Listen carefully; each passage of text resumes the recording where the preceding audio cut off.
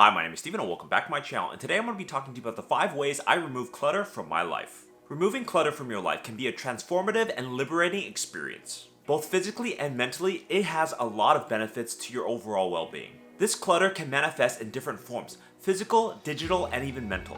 And removing clutter is an ongoing thing that you'll have to do for the rest of your life. It requires maintenance and regular assessment to make sure you're getting rid of all your clutter. And as you remove clutter from your life, you have reduced stress, increased focus, and overall better well-being. Because you have more space and time to dedicate to the things that you actually want to do in life. And it helps you clear a path to a more meaningful and fulfilling life. I often use moving as a way to declutter my life. Because there was a period of time where I was moving every 2 years to somewhere new. And it was a great way to remove some of the stuff that I gathered through my 2 years of living there. I started out cleaning for functional reasons, but it had a multitude of other benefits as well. The more I got rid of, the more time and space I had mentally. And I started to associate less stuff with being less stressed. Because ultimately I had less stuff to keep track of and monitor in my house. So here's how you can declutter different aspects of your life. So in today's video, I'm going to talk about my background, my guide to removing clutter, and my general thoughts. And before we start, be sure to like, subscribe, comment, share with your friends, hit that notification bell if you like this content.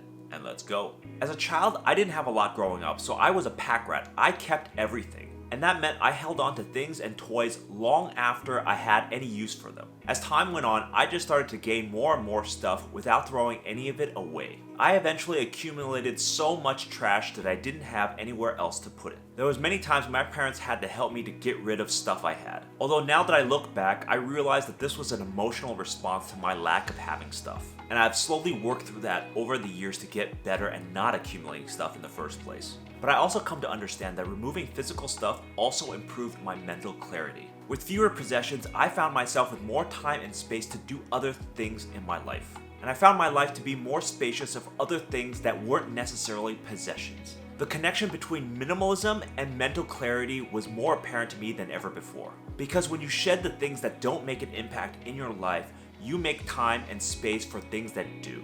And also the stress of finding a place for everything gets to be overwhelming the more stuff you have. You also start to realize that you don't need most of the stuff and you don't interact with that stuff at all. So essentially it just becomes junk in your place that you're never gonna touch. Through this, I also learned to target things of quality and versatility. Things that have multiple uses, so I avoid spending more money on things that are one-time use only. This helps me to ultimately cut down on the number of things that I have. In general, I go through cycles where I accumulate things and then I get rid of clutter. Because now that I don't move that often, I still have to purge the things that I accumulate slowly over time. So here's what I do. So here's my guide to removing clutter. Number 1, is it redundant? Removing clutter and questioning the redundancy of an object goes hand in hand. Because when you start pursuing a more purposeful life, you'll see that you're not dominated by your materialistic possessions. You start whittling down the products that only serves a solid purpose to you. So you can ask yourself the serious question of whether that object for you serves a meaningful purpose in your life or it's just taking up space.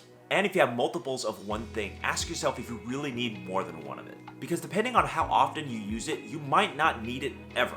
Ask yourself, how often does that object get used and whether or not a spare is needed at all. This thing can be as simple as a pot and pan, or it can be an empty bedroom in your house. Think about the use case for that object and consider removing it from your life. Because there are many things that we buy in life that are redundant and you don't need multiples of that object. Outside of things like travel accessories or phone chargers, there are very few things that you need more than one of. I only tend to buy multiples of a certain object if I lose them often or I have an immediate need for them. But more often than not, I don't have multiples of one thing if I can't find a purpose for it. When you are assessing for things that are redundant, take a look at everything that you have multiples of. In most cases, you're probably better selling it or giving that object away to other people. Because at the end of the day, it might be just taking up space and you don't really need it in your life.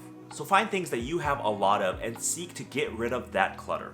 Number 2, does it bring joy? Marie Kondo's approach involves going through your stuff and asking you whether or not that object brings you joy or not.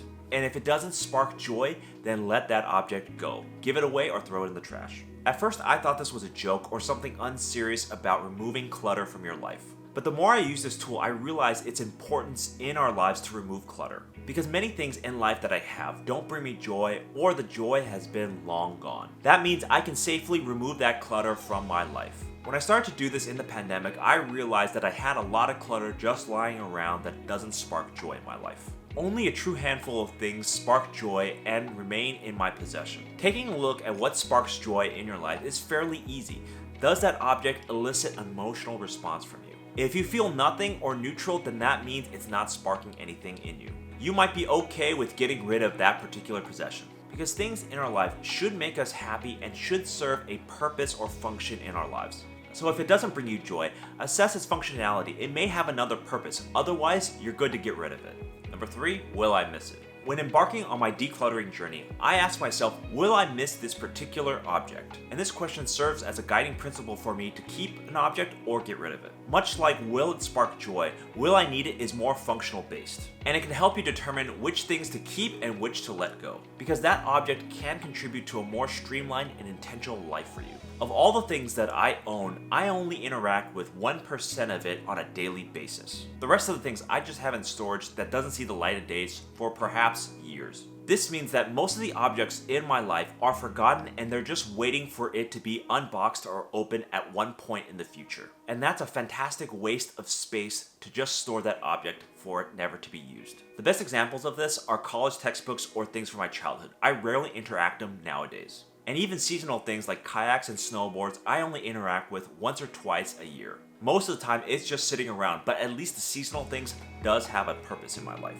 But for the other things that have no current use for you and you probably never will, think about getting rid of them. We often buy things that we think we need and then just forget about them, or worse, buy a second pair of that thing. Because more often than not, when we forget that we purchased something, we might accidentally purchase it again. In those cases, the object or thing that you bought will not make an impact in your day-to-day life, and you might consider removing them. So when you have time, go through all the things that you haven't touched in 2 to 3 years, and assess whether or not you will need them or not. If there is a use for that object, consider keeping it, but otherwise, think really strongly about getting rid of that. Because if it requires a specific circumstance in order for you to actually use that object, then it might not be very impactful or useful. So asking yourself, will you miss it, is a great way to remove clutter in your life.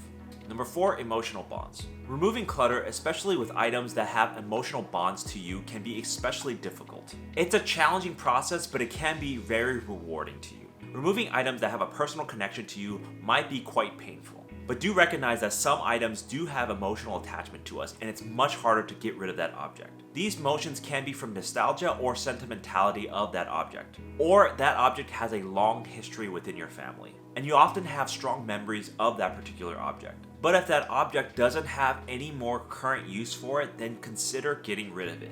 Because if it's not functional and it's just taking up space, you're cluttering your mind and your space. But understand that your emotions are valid when you're trying to get rid of stuff that you have an attachment to. And you might want to process those feelings when you're trying to remove that clutter. As a child, I grew up with not a lot of things, but the possessions that I did have, I grew attachments towards. This means that I have a lot of random associated memories with just junk. I was afraid that throwing that object away means that I would lose a part of myself. As I grew older, I realized that those things no longer have value to me and the emotional bonds are tenuous at best. I still have emotional connections to the objects in my past, but now I'm able to think through more clearly about whether or not I still need them. And I can talk myself into getting rid of those objects much more easily now that I'm an adult. So if an object has a lot of emotional value to you, but it's taking up space, consider some of these options to get rid of it, but keep it in your memory. Taking photos or writing about them can be a great way to emotionally connect with your object and still remove it from your life. Because at least you'll have a record of it, but it's not taking up physical space in your house. You can still preserve the memories, but not the space. So recognize that some objects in your life that you're trying to get rid of will have an emotional connection to you. It's okay to have and process that feelings before you get rid of that object. And eventually you'll be able to let that clutter go. And number 5, avoid temptation. Removing clutter from your life is a great achievement to pursue, but it's equally important to not collect those things in the first place. So resist the temptation to reclutter after you decluttered. You can do that by establishing guidelines for what you want in your life and what you bring in the future. So for example, buying new things that only replace old or broken things. Or you can have the one in and one out rule. When you buy something new, you get rid of something old. Oftentimes when we declutter and throw away that particular object, we end up missing it and buying it again. But we need to shop with purpose and be mindful of what we're actually trying to get and whether or not that'll be useful to us. Is it really a genuine need or an impulse buy? I have a tendency to buy a lot of new things in cycles. There will be a season in my life where I want to see new things and go out and buy stuff.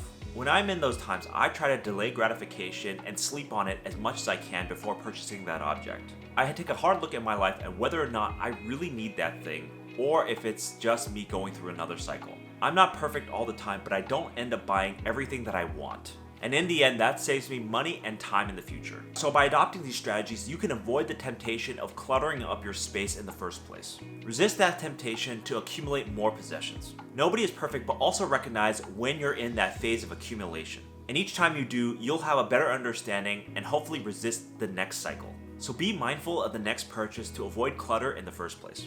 So here are my general thoughts on removing clutter in your life. I've learned that having clutter and removing it can be an intensely emotional experience.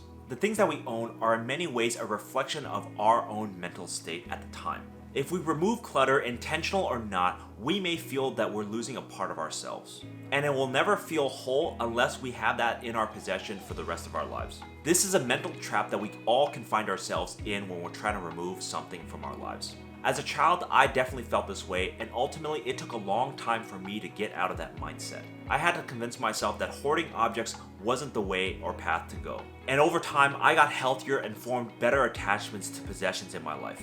And crucially, I was able to start letting go of those things that weren't more useful to me. Nowadays, I'm less and less emotional to things that are in my possession. It's still very difficult sometimes to get rid of things, but now it's much more doable for me. And lastly, we have to be mindful of social influences on our possessions and the pressure all of us feel to have more possessions in our lives. For many, it's very normal to have lots and lots of stuff and have big houses to contain all that stuff. It may be cluttered, but society normalizes having a lot of stuff. So the pressure to be like other people and have lots of stuff can be overwhelming, but resist that pressure if you can. So that's my guide to removing clutter in your life. Along the journey of your life, you will accumulate a lot of stuff. It is unavoidable. Most of it is not useful or needed, but you'll hold on to it anyways. But that causes us to junk up our space and clutter our lives. Only through decluttering every now and then can we keep our stuff manageable and help clear our minds of that stuff so we don't have to track it anymore. Things that we want to throw away can also have strong emotional attachments to us, but at the end of the day, you have to remember that they're just objects. And remember that decluttering is an ongoing process. You never fully declutter once in your life. But as you practice this more and more, it becomes easier and easier to remove stuff from your life. And ultimately, this approach can leave a more intentional and purposeful life for you and the things that you have. So I hope you took a few lessons from how I decluttered the stuff from my life. So thank you for watching. Please leave me a comment down below on how often do you declutter from your life, and do you find it easy or not? And I'll see you next time.